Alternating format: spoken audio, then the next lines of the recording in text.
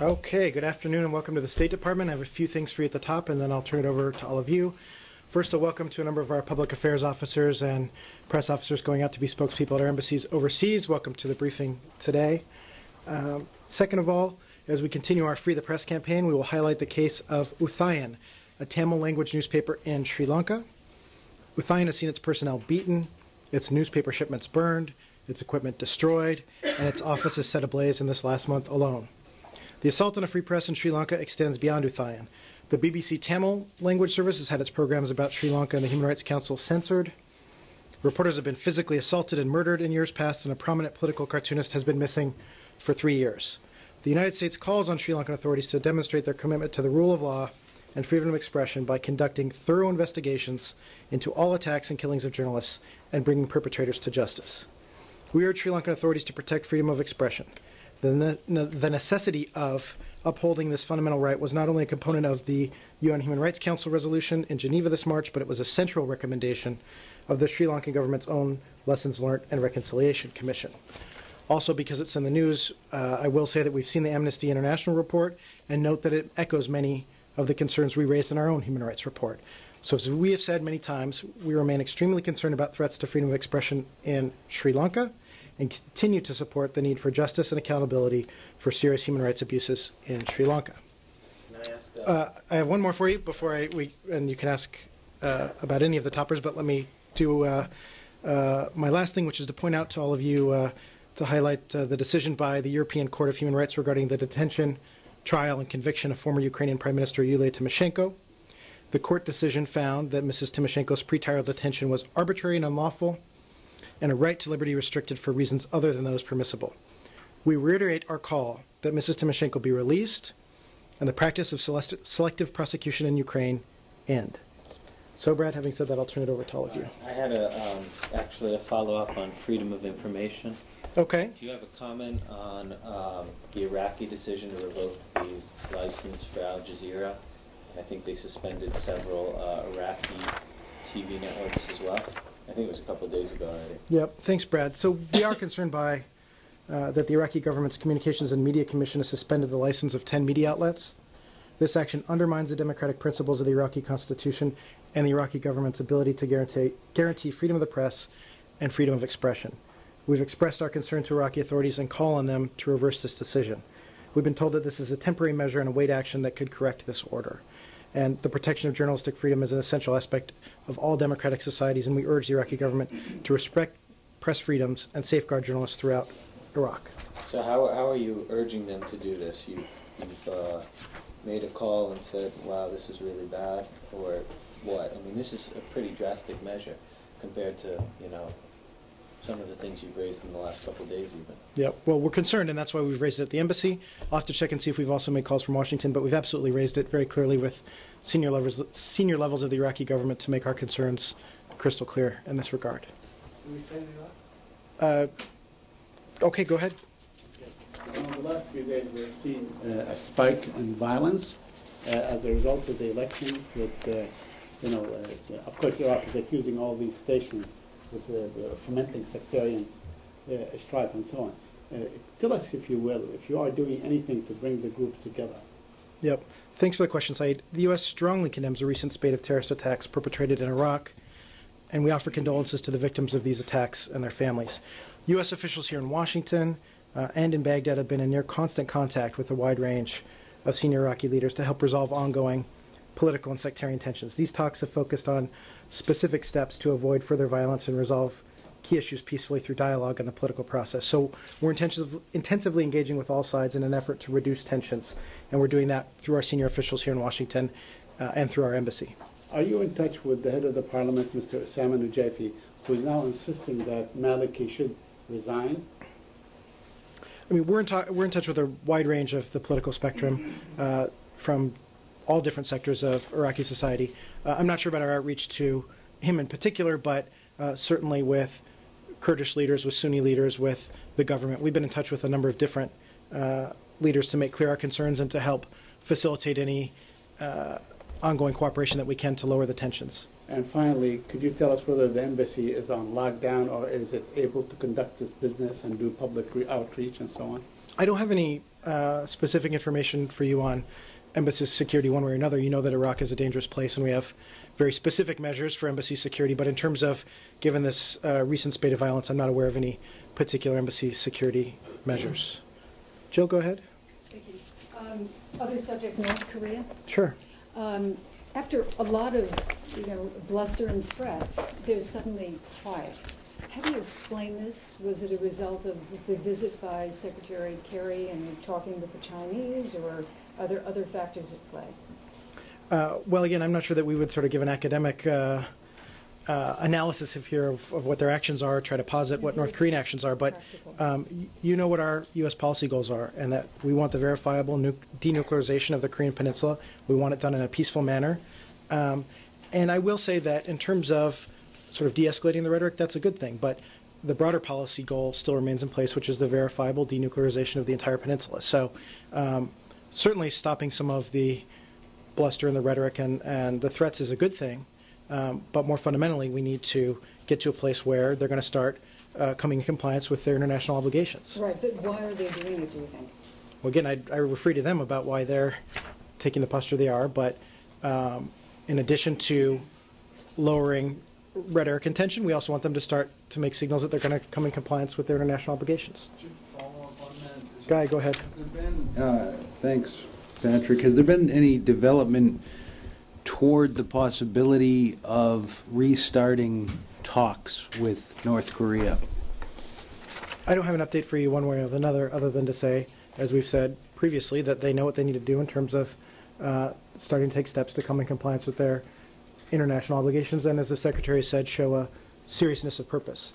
And so one thing is to de-escalate the rhetoric, but there's a wider policy issue at interest here. And, we certainly have been in close communication with the Chinese, who have some special influence with the North Koreans and others, and we'll continue to do that as we pursue our broader policy So goal. are we closer to talks now than we were like 3 weeks ago, or you're not coming? I mean, I wouldn't characterize it that way one way or Okay. another. Thank you. In your ongoing discussions with your counterparts in China, you've said for a while now they are looking internally to see what they can do about this newest round of sanctions and other ways to pressure the North Koreans. Do you have anything tangible you can tell us at this point about what they or you are considering in light of this kind of de-escalation of rhetoric? I mean, I'll let the Chinese speak for themselves, and I wouldn't get into the intricacies of the diplomatic exchanges, other than to say, we had a senior official here from the Chinese MFA, their senior official who deals with the DPRK, intensive dialogue there. We had the chairman of the Joint Chiefs of Staff in China, so the dialogue has continued, but I'm not going to get into it sort of point by point. Patrick, Go ahead. What does it mean you're not going to characterize whether one way or another? The question was, are you closer? So does that mean you're neither closer nor further and you're not closer? Or you're neither closer nor not closer and in a realm of mystery world or something? No, I mean, what has happened? Have you gone further away or are you gone closer? I mean, we think it's a good thing, Brad, that there's been some de-escalation in the rhetoric, but we also want to see them show a seriousness of purpose. So I wouldn't necessarily characterize it as closer. But this is part of the conditions that Secretary Kerry laid down when he was in Asia. He said they need to de-escalate tensions and make some certifiable action. Right. Well, towards one half. nuclear. So this is part of they're Right. moving. I mean, on one of the things they have moved, correct? I mean, you're right. There are two parts in the sense that we want them to refrain from additional provocative actions that violate its international obligations and run counter to its commitments, but we also want them to show seriousness of purpose that they're going to start coming into line with their international obligations. So we'll take it one step at So a they've time here. moved one step, and now they have a lot of other things left to do, correct? I mean, I'm not sure if I would classify it as a step, but we you think guys it's... laid it out there. Uh, I think that's something. I said it was a positive sign that we haven't seen provocative rhetoric, but I know in the news cycle, you're all trying to look one day for another into reading into broader signals, and we're, of course, looking at the broader picture. Have you ever this UDAWIS meeting in this building? Did I give any readout of it? I did talk about it last week on Friday after he'd finished his meetings, but they were a series of productive meetings that were with a wide range of our senior leadership here and some of our senior leaders over at the White House who deal with our East Asia policy as well. And the Chinese military said they are concerned North Korea may launch next nuclear test. Do you share the concern? Well, we've had constant concern about them having further provocative actions, and we've continually urged them not to do so, and we'll continue to say that. Did the Chinese indicate that they are going to talk with North Korea directly soon? You know, I'm not going to characterize the private diplomacy other than to say that the Chinese share the same fundamental goal that we do, which is the denuclearization of the peninsula, and that's the focus of our discussions. Camille. Yep. Today, President Obama said that he was going to refocus his administration's efforts on closing Guantanamo and on the transfer of detainees. And, you know, obviously the State Department has a big role in that. And I wondered what efforts, since the last time we discussed this a few weeks ago, and with the President's renewed focus, you know, what efforts can you point to that this building has been engaged in to restart the transfers and to ultimately close the facility? You know what, Camille? I believe I did have a little bit more information for you, but I don't have it here with me today. I'm happy to talk with you after the briefing once I can track that down, but I don't have the information with me today. Follow. Did anyone ever Yep. replace Daniel Freed in charge of coordinating Guantanamo transfers, or is that just kind of been dropped permanently? Well, no, as I mentioned, and Brad, I don't think you were here that particular day, but as I mentioned, the duties of the office are under the Office of the Legal Advisor, so there are staff who continue to work on this issue. But no, There's not a special, ambassadorial there's not an level ambassadorial person special envoy. There are actually staff who, working on this daily. there are staff who continue to work on this, primarily interaction with foreign governments. Go ahead, Paul. I wanted to just get Yep. before we do the North Korea, see if you have anything overnight on Kenneth Bay's case. I don't have anything. I mean, just to reiterate the call we said yesterday that we urge the government of the DPRK to release him, but I don't have any update overnight. Tell me your name. Yeah, thank you. Dmitry Anopchenko, Inter Television Channel from Ukraine. Okay. Following your statement in Timoshenko case, Yep. unfortunately there is no any clear injunction how this decision might be implemented. Can you clarify your position? What is your vision of the future steps of the Ukrainian government? Secondly, the Timoshenko was convicted, so according to Ukrainian law, she doesn't have a right to participate in the political life, even if she will be released. And at least, are you going to communicate with the Ukrainian government in any way? I mean, we've been speaking very about clear, this and question. we do communicate directly with the government of the Ukraine, and we'll say it here too, that we reiterate our call that she be released, and that the practice of selective prosecution end immediately. And this is something that we've said repeatedly to the Ukrainian authorities, and we've repeatedly called for here publicly as well. So am I right that your position that she has to be immediately released from the prison? I didn't hear the second. Oh, pardon me. Am I right that your position is that she has to be immediately released from the prison? Yes, we want her released from prison, and we want an end to all selective political prosecutions. Jill. Afghanistan? Yep. President Karzai has admitted that the U.S. gives his office cash funds, cash payments, outside of the other aid that the U.S. is giving. Doesn't this fuel corruption? We talked a little bit about this yesterday, and I said I didn't have anything for you one way or another. What I can say in terms of our efforts to reduce corruption and to increase transparency, you know, that's been a focus of this department and something we've worked very hard on. And this goes back to the mutual accountability framework to which the international community and the Afghan government agreed at Tokyo. That was a Tokyo conference. And we expect the government of Afghanistan will follow through on these important commitments. So we continue to work with our international partners, and we remain committed to supporting Afghanistan's anti-corruption efforts. And this is sort of, broadly speaking, about increasing transparency and accountability, building judicial capacity and rule of law. We've been clear that there's more work to be done, and we'll continue to help Afghan authorities in that regard. Yes, but if you are providing, if the United States is providing actual cash, which is an invitation to disaster, wouldn't it be a good idea to take the step that the U.S. can take immediately and stop that? Well, I said I didn't have any information for you on that one way or another. This department and the work that we do is to implement sustainable development programs and to help build up Afghan institutions and do so in a way that will help them function as they increasingly, as Afghans take the lead for their security across the country and manage their own affairs, and that's the focus of our efforts in Afghanistan. Patrick, do you consider off-the-books cash paid by one government to another in order to gain influence, no matter who it is? Do you consider that a form of corruption in itself? Look, I'm not going to make a broad... If Russia were to pay cash to India or whoever and said, here's some money, we want influence in your country's decision-making and in how you guys run your country, would you consider that corruption? Look, Brett, I'm not going to make a broad sweeping statement on a hypothetical. No, What I it's will not say is, what I hypothetical. will say is that in certain You say war that zone and doesn't transitional happen anywhere in economies, the there are world. times where development work and other stuff is done in cash predominant societies. But I'm not going to make some broad sweeping statement about a hypothetical. Have you It's not a asked the hypothetical. CIA? Have you asked your colleagues over at CIA whether these reports? I mean, President Carter has admitted they're true, but have you actually gone to your colleagues in the CIA and asked them to state what their policy is and what they've been doing over the last decade? I mean, I don't think we talk about our interagency discussions with our colleagues in the intelligence community or elsewhere in the administration. You're happy to refer to them if you want more information on their position.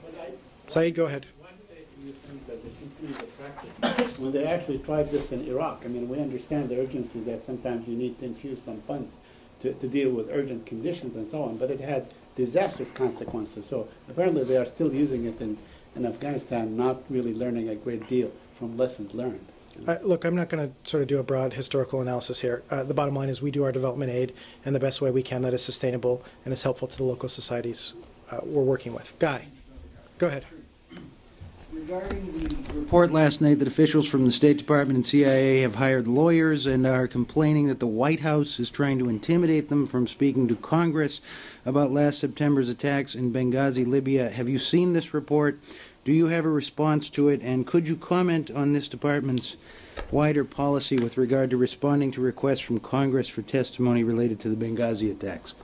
Okay, thanks, Guy. We talked a little bit about this yesterday, but let me say a couple of things. Let me be very clear. The State Department is deeply committed to meeting its obligation to protect employees, and the State Department would never tolerate or sanction retaliation against whistleblowers on any issue, including this one. That's an obligation we take very seriously, full stop. In fact, the department regularly sends notices, as we do to our entire staff, to employees advising of their right to federal whistleblower protections. We do so annually, and in fact, I checked, and we did so just last week, which is our routine process in the spring to send an update like that.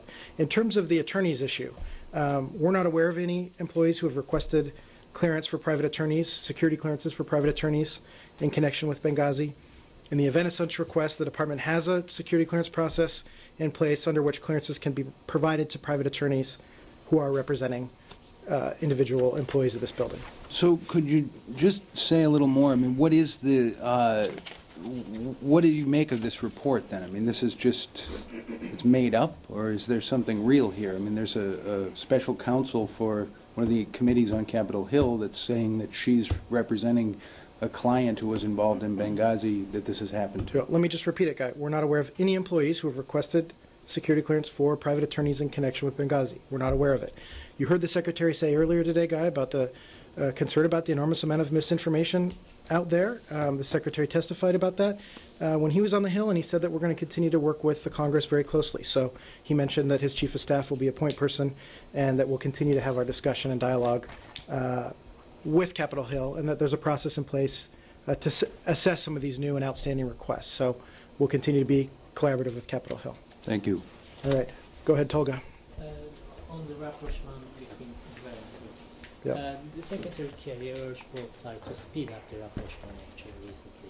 Can you elaborate on it and what do we mean? What kind of development will be satisfied in this area? I mean, We don't have an update on progress, but you know that the Secretary has urged that the process be carried all the way through, and that includes an exchange of ambassadors and a full normalization of relations between our two key partners and allies. And so I don't have a specific update, but we continue to urge a full implementation of their agreement to normalize the relationship. the Prime Minister will be in town on May 16 to meet with the President. Before that, I mean, by this visit, an ambassador exchange will be satisfied for U.S. administration? I mean, I can't predict how far along they're going to be in their work between the two countries by then, but we continue to urge that it be done so swiftly as possible. Okay, Joe, go ahead. I just wondered if you've been in touch with the authorities in the Netherlands to congratulate them on the new king. Well, Joe, we congratulate His Majesty Willem-Alexander on his investiture, and we wish Queen Beatrix the very best in the future. The United States and the Netherlands have been friends and allies for over 200 years, and we look forward to many years of friendship in the future going forward. And so we have I'm communicating that publicly, but we've done so as well privately. We've been allies for 200 years. Yeah, When we've- did that happen? I thought that was with NATO. Well, the point is that our friendship and our relationship goes back 200 years. Thanks, Brad. Scott, go ahead. Sudan. Yeah. Congressman Wolf is questioning the invitation of a delegation from the Sudanese government that includes the presidential advisor Nafi Ali Nafi, who's accused of torturing prisoners and plotting the assassination of the Egyptian president. Have you received the congressman's letter, and are you aware of these allegations against a member of the delegation? You know what? I'll have to check on that, Scott. I'm not aware of the congressional correspondence, but I'll look into it. But I don't have any information in terms of receiving this delegation from what I said last week, but I'd be happy to look into the congressional correspondence.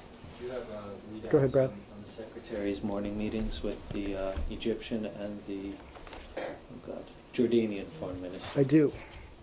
So, as you noted, Secretary Kerry met this morning with Jordanian Foreign Minister Judah and Egyptian Foreign Minister Amr. In both meetings, they reviewed the very positive outcome from yesterday's meeting with the Arab Peace Initiative delegation, and they discussed in detail how all interested states can contribute to achieving the goal of peace, including successful negotiation between the Israelis and the Palestinians.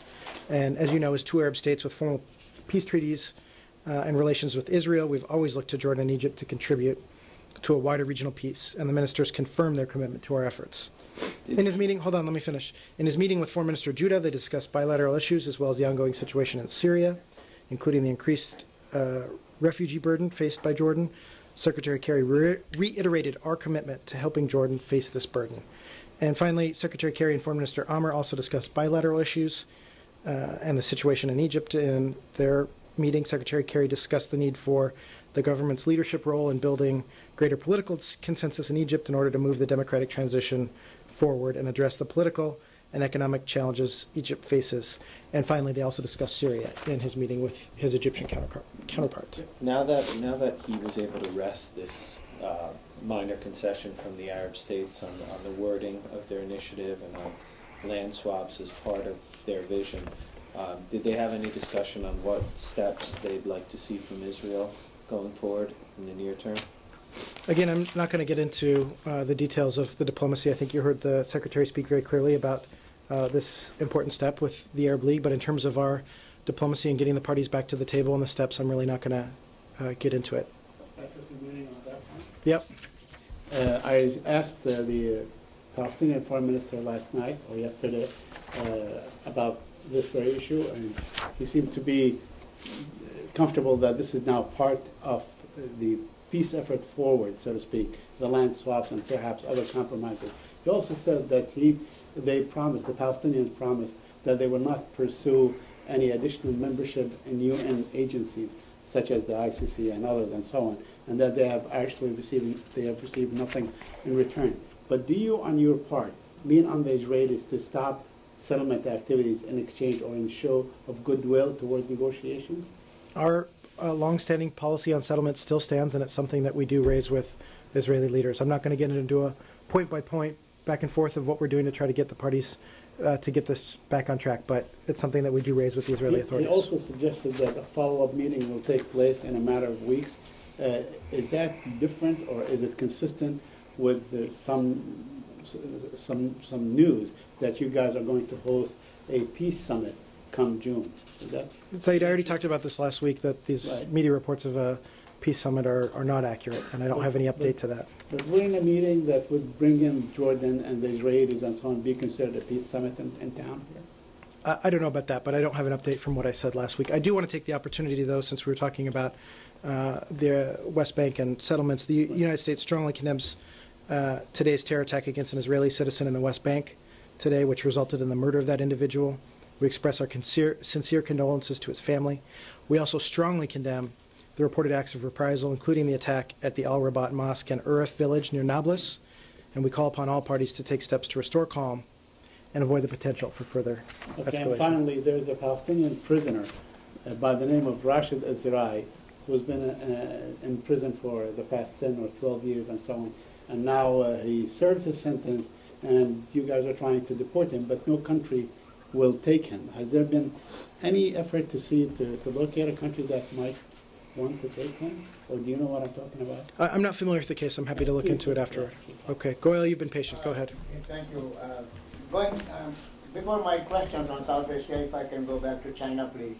Okay. Yesterday, Japanese defense minister was at the Pentagon with the Secretary Hagel, and what he said was concerned to the Japanese that Chinese aggression or Chinese military buildup in the area, especially in South Asia Sea. And also, as far as China and India is concerned, they are also building up a military on the Indian border. Did all these issues came up when the Secretary met with the Chinese leaders? I'm not sure if they came up specifically point by point, but I've said here from this podium, whether it's on China and India or China and Japan, that we encourage diplomacy and cooperation so that they can have their relations on track. But I don't have anything specific about the readout. And what were your South Asia questions? South Asia, please, thank you. As far as bombings in Boston is concerned, Indians in India share grief and the pain and sufferings of the people in Boston, but also within 24 hours of that bombing in Boston, there was a bombing in India, in Bangalore, similar types of bombing from the pressure cooker bombing, and those are very famous or easy to make. There were a number of bombings in India from pressure cookers. My question is that was there any kind of link here, or if Indian authorities have asked any kind of cooperation or help in that connection, or if State Department got any news about this link on pressure cooking bombings? Goyal, I'm not aware of any link. We condemn this type of terrorism and this tactic. I'm not aware of this specific event, but we certainly condemn this type of terrorist activity. And finally, I'm sorry. Go ahead. Finally, as far as elections in Pakistan, if you are following, because this General Musharraf is now under house arrest for some time since he left for Pakistan. And situation is not very good in Pakistan as far as elections are going on. Anything could happen. What I'm asking you, are you following what, if U.S. is helping in any way Pakistani elections and or the future of Musharraf in Pakistan, which is now, as I said, under house arrest? Well, we haven't taken a position on Mr. Musharraf's return to Pakistan. Let me say a few words, though, about the violence in Pakistan. The United States condemns the recent violence that has targeted politicians and their supporters during the electoral campaign in Pakistan. We likewise condemn recent statements by militant groups indicating their intent to disrupt Pakistan's democratic process. We support the right of the Pakistani people to participate fully in the election of their representatives and their ability to fulfill their aspirations for a peaceful, prosperous, and democratic nation. More broadly, the United States looks forward to witnessing timely, transparent, free, and fair elections on May 11th. These elections will mark an important democratic transition, a historic development of which the people of Pakistan can be very proud. So we do not support any particular political party or any individual candidate, and we look forward to engaging the next democratically elected government in Pakistan. But given the spike in the violence in Pakistan in the last few weeks, and as the election approaches, do you think the atmosphere is conducive enough to have a free and fair elections? People can go out without any fear and vote? Well, we condemn the elections. We condemn the violence concerning the elections. We call for the elections. Sorry for that. We condemn the violence surrounding the elections. We do continue to urge Pakistanis to get out and vote and express their free will so that democracy can prevail and the people's voice can be heard. And so we're concerned about the violence, but we urge the electoral process to continue. One more quickly on that. What Pakistanis are saying in Pakistan, and also Pakistani ambassador here and the Pakistani ambassador at the United Nations, he condemned the United States on drones attacks because he said that drone attacks by the U.S. is linked to the violence in Pakistan, and U.S. must and should stop immediately all those drone attacks against inside Pakistan because U.S. is violating the Pakistan's sovereignty. Again, we haven't commented on drone attacks from this podium, and I'm not going to start doing so. Thanks. Go ahead in the back. Byron. Last week, you expressed concern over the violence in Xinjiang, and then was condemned or criticized by the Chinese foreign minister as U.S. having a double standard because China defined the incidents as a terror attack. I don't know if you want to respond to that. I mean, we talked about this a little bit last week, and I don't have an update other than to say that we regret the unfortunate acts of violence, and we urge the Chinese authorities to conduct a thorough, transparent investigation of the incident and to provide those detained with due process. So that's our position, and it hasn't changed from last week. And also last week, a congressional subcommittee adopted a resolution regarding the United States policy toward Taiwan, aka HR 419, the Taiwan Policy Act of 2013, in which a lot of language are to do with the State Department. For example, support Taiwan's international space, and also request the State Department to revise the guidelines regarding contact with Taiwan. Do you have any response on that? While we can't comment on pending legislation, there's no change to our One China policy, which is based on the 3 joint communiques in the Taiwan Relations Act. In terms of the contacts and that issue, we periodically review our Taiwan contact guidelines and update these as appropriate, but I don't have a specific reaction to pending congressional legislation. You won't comment. You can if you want to. You comment a lot. We do not comment on this type of pending legislation. You do when you want to. I don't have a comment for you on this specific. About your funding, you like to comment on draft legislation. I do not have a comment for you on this specific pending legislation. Still on China. Yep. Do you have a comment on the nephew of Chen Guangcheng, who apparently his medical parole for appendicitis was denied? I do. First of all, to say that promoting greater respect for human rights is among our top foreign policy objectives, including with China. We remain deeply concerned by reports of Chen Keguai's mistreatment in prison and of his acute medical condition. We have consistently raised his case with the Chinese government.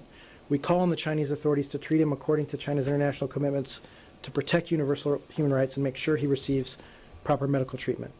We also remain deeply concerned by credible reports that local authorities continue to harass Chen Keguai's family members in his home village.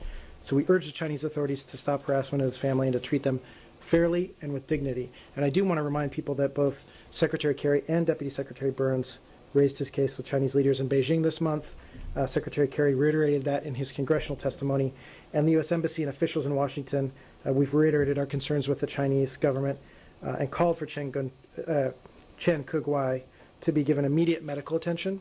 And Ambassador Locke underscored again our position with the Ministry of Foreign Affairs just today. Given that the non-persecution of his family was one of the conditions when you made that agreement last year that brought Chen to the United States, do you feel that you've been duped by the Chinese in that you guys thought you had this big success and now they're going and allowing local authorities to harass the family?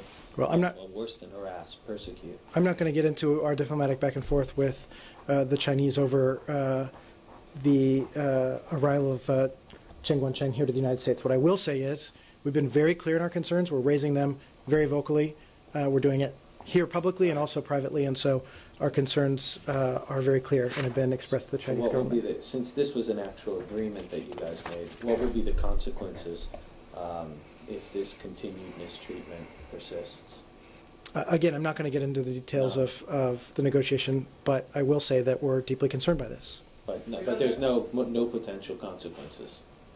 Look, we're raising this directly with the Chinese government in a very clear way. I'm not going to get into the substance of that diplomacy other than to tell you all that it is a priority for us. Go ahead, Tajender. One more in China. Congressman Frank Wolf and Congressman Smith once criticized the State Department not having enough official diplomats in Beijing embassy to manage the human rights issues because most of the people are doing trade, business, energy. I wonder, how would you like to respond to I'm not particular with their exact complaint, but we have a very large bilateral mission in China, a number of consulates, and we have officers who work very diligently on human rights, and we raise it at every opportunity with the Chinese government, and we have officers who their full-time job is to follow the human rights situation. So it's something that we do. Tajender, you've been patient in the back. Do we expect any further diplomatic steps on Sri Lanka to put pressure on the Sri Lankan government beyond your statement today?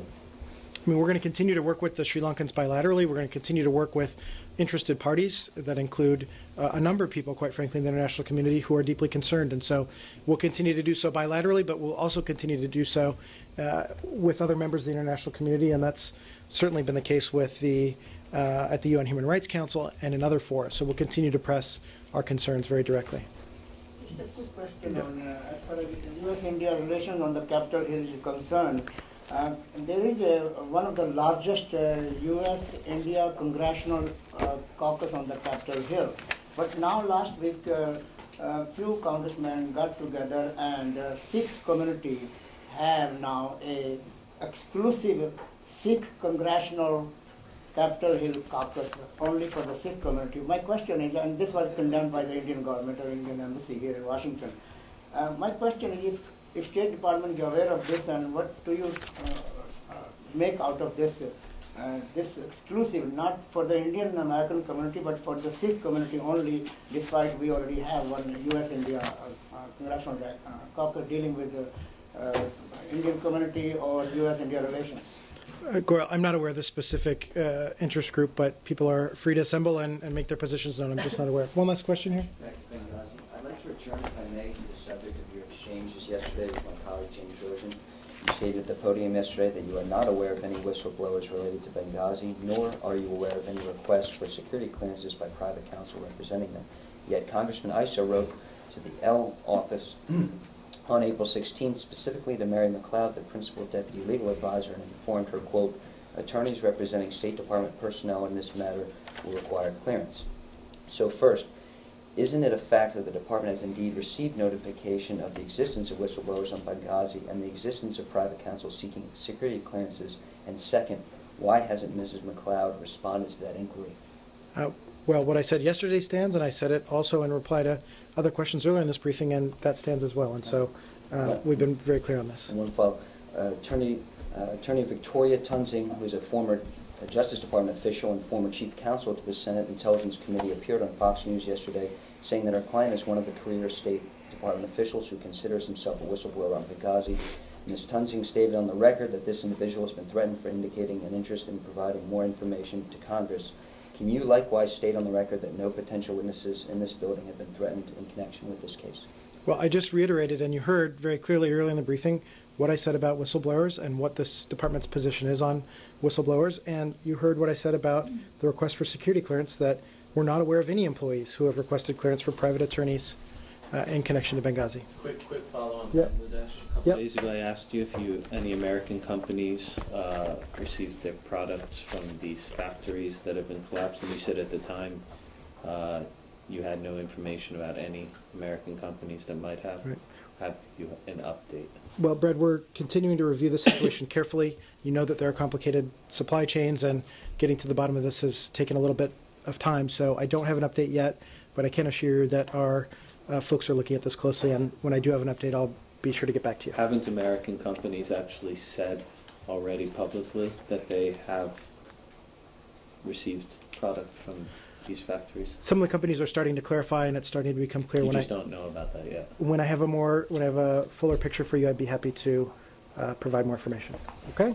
Thank you all.